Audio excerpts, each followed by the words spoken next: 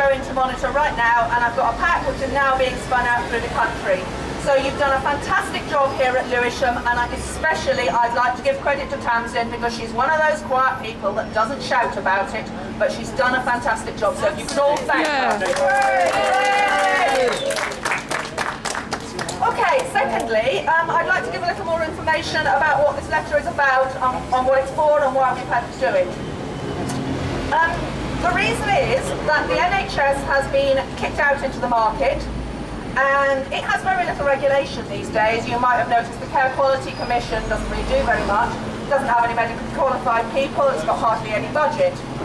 But there is one form of regulation which is now very important in the NHS, and that is competition law regulation. And Monitor does that. So Monitor runs the NHS according to competition law. You probably haven't heard of competition law before. It's not a kind of law, in fact. It's similar to trade law in that it's called a law, but it isn't a law. What it is, it's actually a protection racket. Because it's a set of rules made up by big business, benefit big business. It creates responsibilities on governments which they must service for the benefit of the big businesses.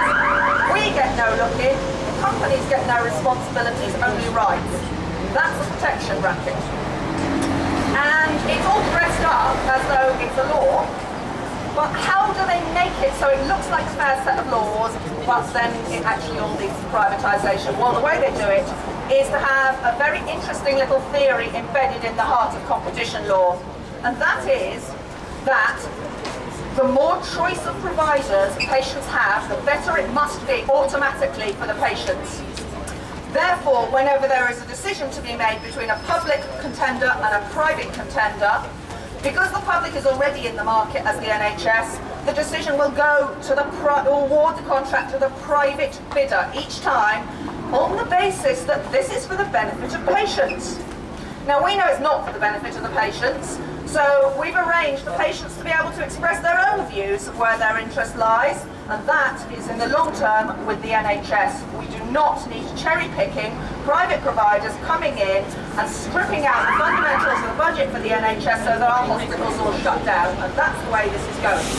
So the idea is that the letter allows us to both expose and attack the scam at the heart of competition law and the idea of having public services run in a competitive market under a set of skewed rules to mean that our public services will soon all be run by American corporations.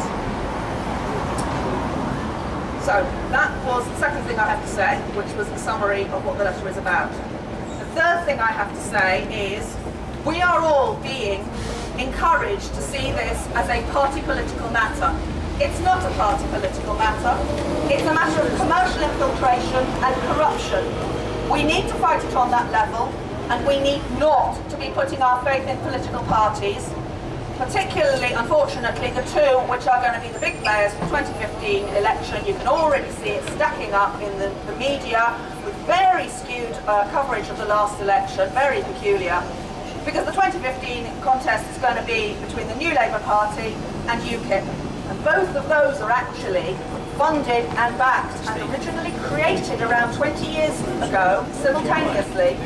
They were created as a fake left-wing front and a fake right-wing front for American big business in UK politics. The solution to our problem does not lie in party politics. We need to fight the commercial and corrupt attack upon us, our public services, our country and our future.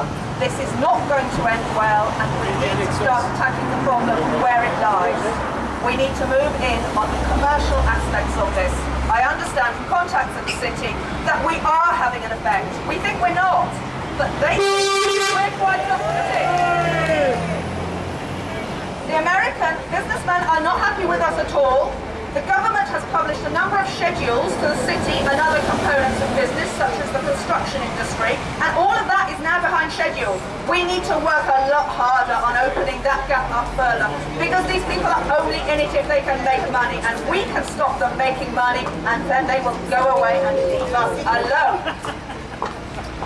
Thank thank you very much for having me here today. Thank you very much for making this happen. It's a fantastic arrangement to support the NHS through the country. Thank you so much for all you've done in Lewisham.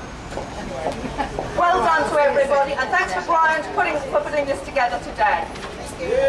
Well done, everybody.